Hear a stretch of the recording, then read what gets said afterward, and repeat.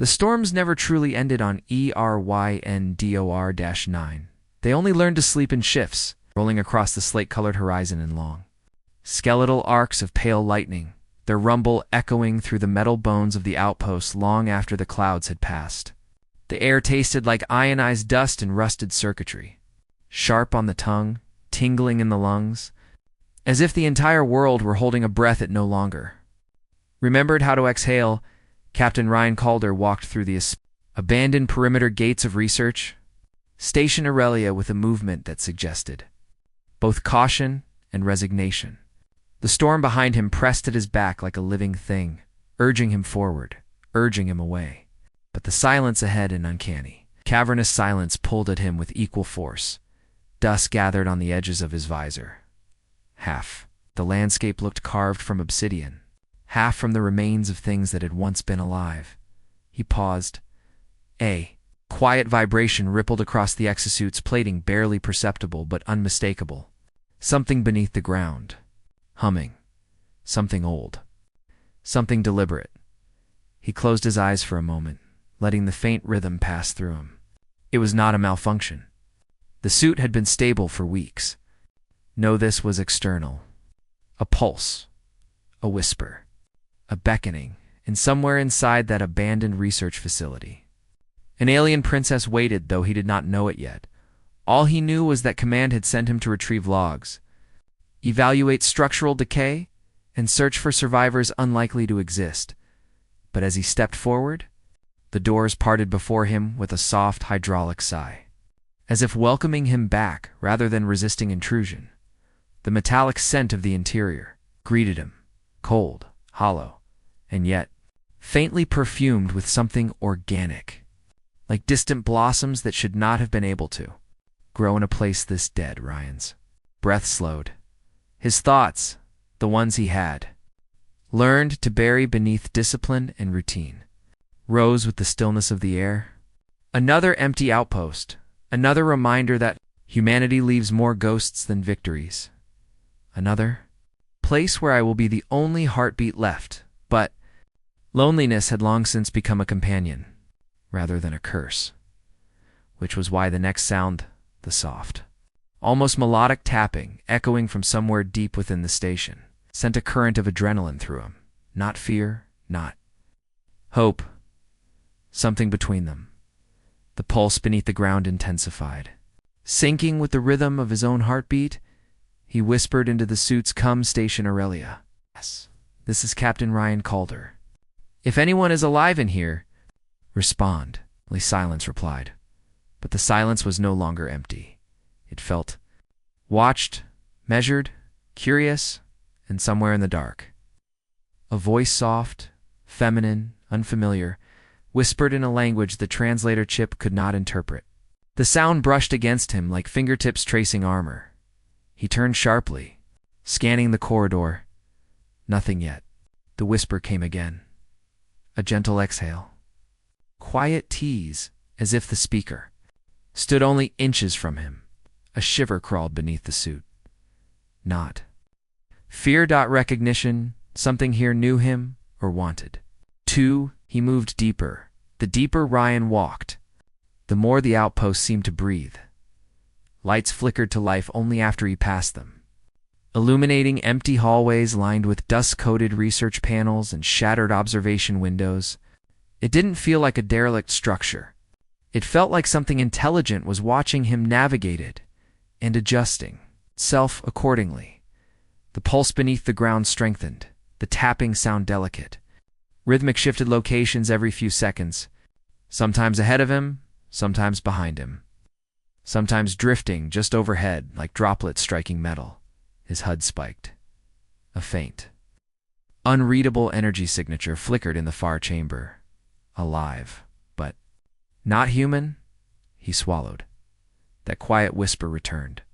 This time, warm enough that he felt the breath ghost across the back of his neck through the helmet. A single word foreign.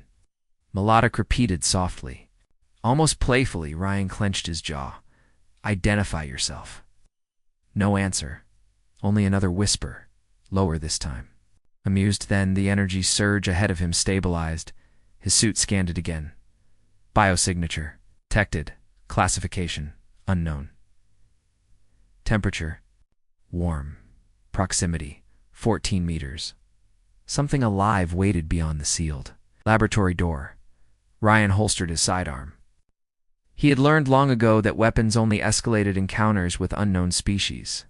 Besides, Command had mentioned nothing about a living alien in this facility. His gloved fingers brushed the panel. The door slid open. What met him was darkness, and a scent like faint silver sunlight. Then a figure moved, slowly, elegantly. A silhouette stepped forward. Tall, feminine, with an otherworldly poise that made the air itself seem to still around her. Bioluminescent markings traced down her arms, shimmering in a soft violet hue. Her eyes, reflective, complex, glittered like a nebula contained behind glass. Her voice entered his mind more than his ears. "You finally came." His pulse halted. She tilted her head, markings brightening slightly in response to his tension. "You," Ryan whispered. "You speak my language. Only now. Only because you're close." Her gaze drifted across his armored form, lingering, studying, almost teasing. The violet glow intensified across her fingertips as she stepped closer, reaching out, not touching, but hovering her hand just above the metal breastplate. He felt the ghost of warmth radiating from her palm. A smile, subtle, curious, touched her lips. "Such heavy armor for someone so tired," she murmured. "Do you wear it to feel safe, or to feel less alone?" His breath hitched. Her words felt surgical, precise, as if she'd cut directly through the walls he'd spent years constructing. The princess, though he did not yet know to call her, that circled him with unhurried grace. Her fingers drifted over the curves of his exosuit, never making contact, playing with the boundary between proximity and touch. Humans cover themselves so thoroughly, she said softly, even when they are starving for connection. Ryan stepped back. Instinctively, she only smiled again, this time with a whisper of mischief. Her teasing was not childish. It was the kind born from someone who understood that closeness and curiosity could be as dangerous as any weapon. "Enough," he said. She raised a brow. He turned. Moving away, he needed distance. He needed clarity. But she did not follow, not yet. Only her voice followed him. Soft and echoing, "You can walk away, Captain. But you came here for a reason you cannot speak out loud." He hesitated. She continued, "And you will not understand that reason until you remove the armor you hide behind." His heartbeat thundered. He hated how true and how unsettling the words felt. Ryan fled the chamber, needing the cold corridors to ground him. His breathing echoed too, loudly inside the helmet. Her voice lingered. Her warmth lingered. Outside the facility, the storm had intensified. Clouds churned like bruised metal. Shards of lightning carved the sky open in fractured lines. He walked through the dead landscape, forcing his mind toward logic, discipline, clarity. The wind clawed at him with razor-dust fingertips. The air tasted metallic, almost bloody. His boots sank into soil that felt more like powdered bone than dirt. This planet was a graveyard of failed ambitions. Humanity had tried to build a future here. The storms had disagreed, and through it all, his memories rose like ghosts. The academy, the war he survived when others didn't. The message from command, telling him his last living squad mate had vanished from this very station. The loneliness that had turned into something worse. Something quiet and patient, like erosion. Ahead, a canyon split open beneath the stormlight. Jagged and endless, the pulse beneath the ground returned stronger now that he was farther from the facility. It throbbed like the heartbeat of something buried beneath the planet's crust. The wind whispered against his helmet.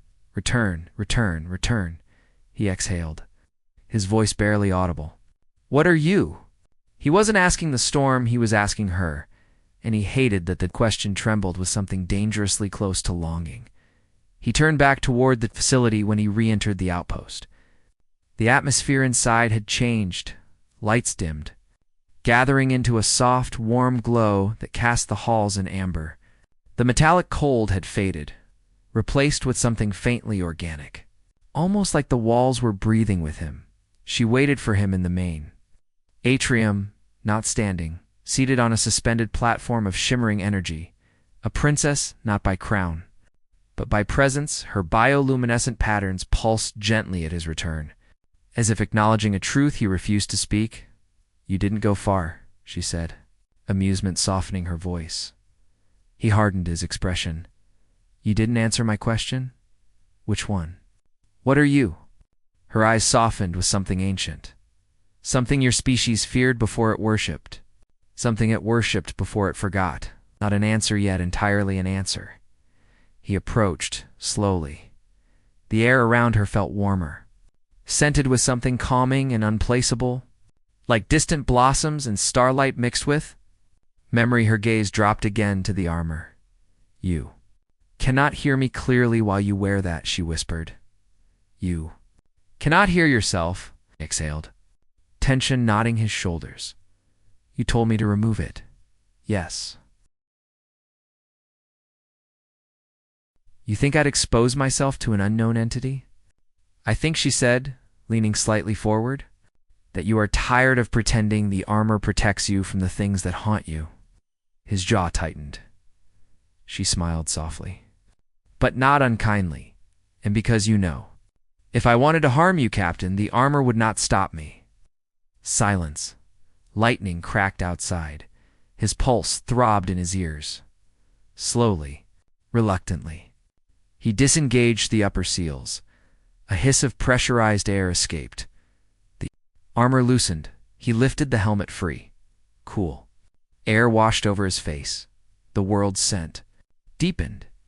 Her eyes widened, just slightly as she looked upon him without the barrier. "Better," she said.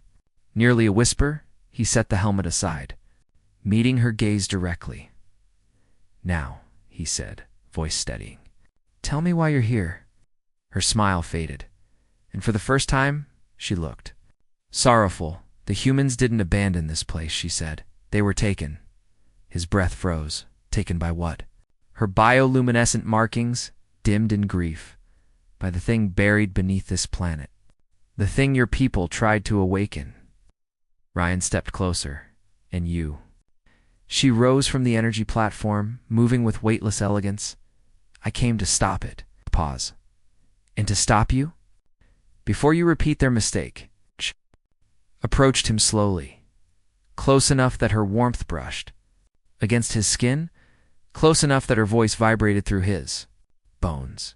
"And because," she added softly, eyes tracing the lines of his unarmored face, "you are the first human I have met who listens before he destroys." He swallowed. Her hand hovered just above his cheek, close enough to feel the heat.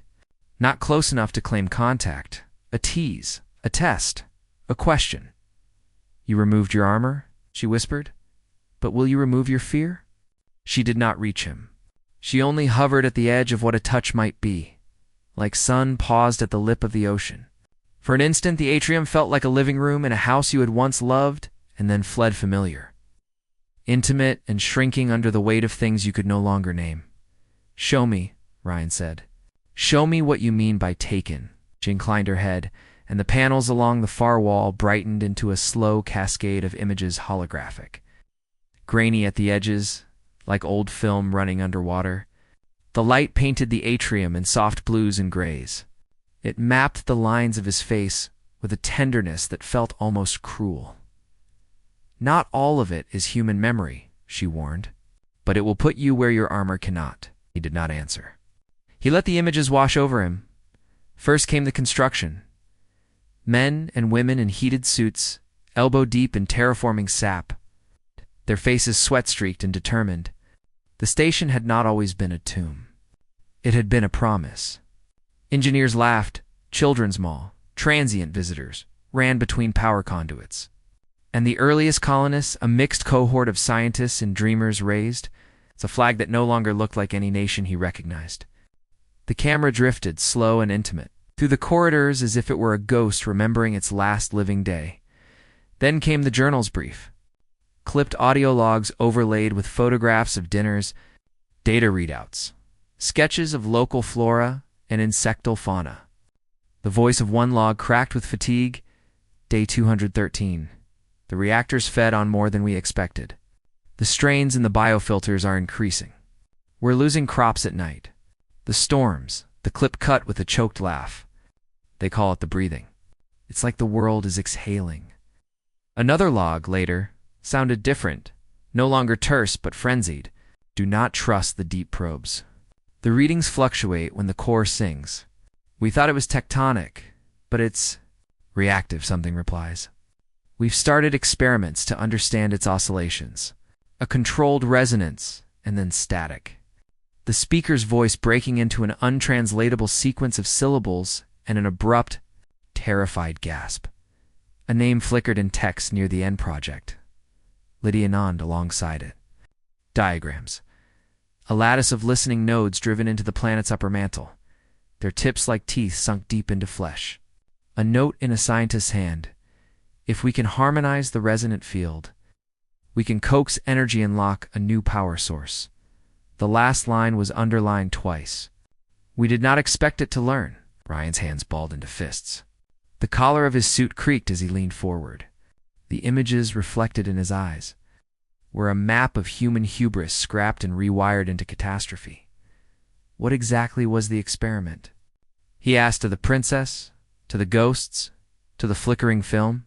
He was asking things he already guessed to be true, and yet wanted to hear the admission from another mouth. It was an invitation, she said quietly. A music played into a sleeping thing. They expected an engine. They received a listener. Behind her, the holograms shifted again. This time the footage was taken from the perspective of those who had deployed the probe's close-ups of hands fastening bolts, of interfaces flashing alien glyphs, then a camera angle from the exterior of the station. At night, the ground around the site shimmered faintly, like the surface of a pond under moonlight. Then, abrupt and horrifying, the probe nodes pulsed in synchrony, and the ground itself arced with light. Figures were thrown from their feet as if a giant hand had brushed a table. Screams filleted the air. People ran toward the evac corridors only to find the doors folded into seamless glass. The transmission sped and jittered, until a single frame arrested him. A silhouette at the edge of the reactor ring, a figure not quite human. Elongated arm lenses reflecting the light of the pulse. It froze there, then vanished, as if swallowed by the ground. The audio track beneath it was not human voice, but something like a chord and a bell and an inhalation all at once. You said they were taken. Ryan whispered, her luminous eyes filled in his reflection, and then softened. Taken, absorbed, changed, she corrected. The Lydian field did not consume in the way you imagine. It listened. And in listening, it learned how to be, how to turn presence into pattern. The people who stayed found themselves becoming an echo, a variation of the song. Their forms altered. Their minds folded into a chorus. He pictured men and women folding inward until only a memory remained. Some of them chose it, she added. They were tired. They thought transformation would transcend the pain. Others were taken unwillingly, felt the world tilt. In the silence that followed, the princess's light traced a new image, small, intimate, a childlike sketch of a man standing at a device and reaching out a hand to feel the field. Underneath, scrawled in a shaky hand, it promised home. Their logs told us more, she said. After the first changes, their concept of self began to expand. Language became music. Memory became environment. Some lost names. Some gained larger, slower frameworks for thought. She paused as if listening to something someone else had said in another room. When she spoke again, the words were very small. They were not simply transformed. They were invited into another shape of being. Ryan's throat tightened. Is that what you are? An invitation. She looked at him as if surprised by the question. I am what the Lydian field left behind when it learned discretion. I do not belong to it wholly. I linger at its boundary. Small laugh escaped her, soft, almost sorrowful. A princess is a name humans give to any figure who, holds a small domain, especially those who can make decisions dangerous to their kin. He stepped closer until the gentlest warmth of her bioluminescence warmed his forehead. "You said you came to stop it?" She turned away, and for the first time the princess's light dimmed to a pallid hue and ember under ash. "I came because it was unkind. I came because being a boundary is a lonely role. I was tasked by those who kept the old songs to listen and answer. But they taught me restraint, not grief. They did not prepare me for the choice between mercy and preservation. So what do you want from me?" His voice was rough, with a grief he had no right to claim. "Why tease my armor and ask me to remove myself?" The corner of her mouth curved the hint of something like empathy. "Because you wore shells, not just to defend. You wore them to avoid looking at what waits beneath. You had been falling into small, safe deaths for a long time and called them living. I thought, perhaps you could be different." Different. The word unsettled him with its simplicity. If being different required shedding the last protections of his species, what did he become when those protections fell away? Her hand came to rest near his shoulder without quite touching. The light from her pulse board shimmered against the planes of his face. Carving him into a silhouette she seemed reluctant to alter. "There is more to their disappearance than a chorus," she said. "There is a choice I want you to consider, not to give you command, but to test if men still choose, when godlike things lie at their feet. The Lydian field learns from whatever pattern it receives. If you offer war, it will return war. If you offer fear, it will weave fear into the fabric. If you offer compassion, perhaps it will fold compassion in turn." Ryan's breath hitched. "So this is a moral test?" "A cosmic parable." She cocked her head. "You say that as if humans are the only species with a taste for allegory." It was impossible to say what the quiet between them meant. The atrium's light softened into a twilight that had nothing to do with the planet outside. For a long time, they simply stood, two beings who had been shaped into watchmen of different kinds. "We find their remnant patterns," she said at last. "There are rooms the Lydian field touched and left altered. Small pockets where those who remained recreated themselves as a kind of chorus or oasis or vessel. They exist in folds, Ryan. You can find them. You can speak to their echo. But you must choose if you will do the work of remembering them as people, or catalog them as samples." "You think I would treat them as samples?" he answered. And there was heat in his voice that felt like admission rather than denial. "I do not judge," she replied. But the light in her eyes bore witness. They moved then together, though neither led. The princess hovered, bending the facility's light to reveal pathways he had not noticed. Corridors that lingered like memories between walls. Stairwells that opened onto rooms half swallowed by engineered biospheres. Each room was an emotional palimpsest. Overturned chairs. A child's toy caught in a hanging filament. A maintenance drone, still circling in a loop. Its path traced by dust motes like tiny satellites. They found an archive room with a glass vault intact. Inside lay a bank of data spheres, each labeled in the human tongue. Ryan's fingers trembled when she handed him one warm. As if someone had just left it, he slotted it into a reader, and the room filled with a three-dimensional projection. A recorded day in the life of the station. It began with laughter and ended with a careful, methodical interview. A woman asked another woman if she regretted volunteering for Project Lydian. The answer, soft, steady, was not one of fear. "I want coherence," she said. "I want to stop being a made-of-bits person and become something that stretches out over time." Another recording captured a more desperate voice. "We were going to use it to terraform entire swaths," a man argued. "Think of the energy tech. Think of the advantage we would have in sector trade." The other voice, older, quieter, took a breath. "We started arguing over resources and then over what to listen to." The field never argued. It answered. The final log was not a spoken word so much as a waking dream man engineer describing and halting. Pause the sensation of becoming part of a greater cadence. "I can feel the planet calculating its own weather now. I can feel the storms composing a sentence. We fed the note back, and it fed us in return. I think I heard my mother's voice in the rain. After that, only the sound of rain filled the archive's projection for a long minute. Then static.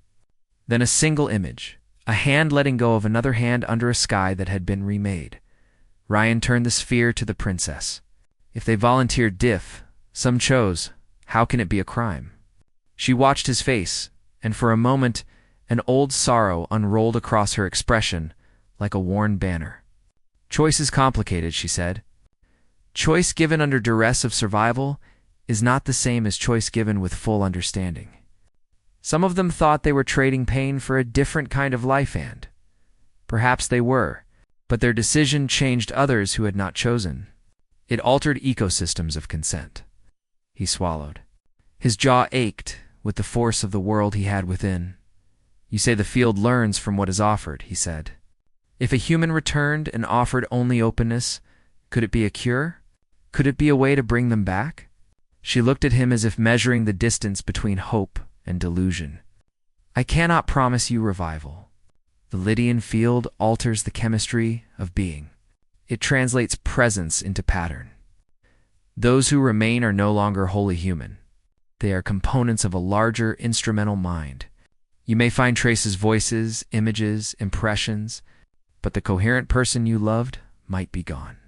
To press too hard against the fold risks tearing. Imagine ripping cloth. The sound is not gentle. He pictured the people he had lost over the years, faces that visited him at night. Not supplicants, but accusations, and something inside him stirred like a lit fuse.